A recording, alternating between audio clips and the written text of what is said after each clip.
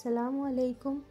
নমস্কাৰ কি খবৰ সকলোৰে আশা কৰোঁ সকলো ভালে আছে মই আঞ্জুমাই এটি নতুন ব্লগ আপোনালোকলৈ আগবঢ়াইছোঁ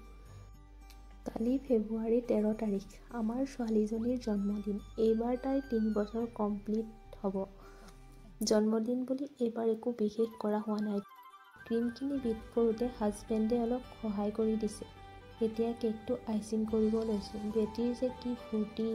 তাইক মই ক'লোঁ তুমি শুই থাকা যোৱা তাই আকৌ কৈছে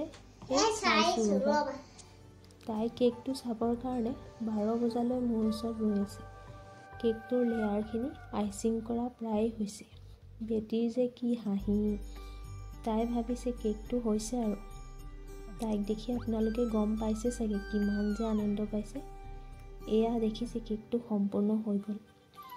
এয়া জন্মদিনৰ দিনা ছোৱালীজনীক মাকে দিয়া এটি সৰু উপহাৰ বাপেকে আকৌ উপহাৰ হিচাপে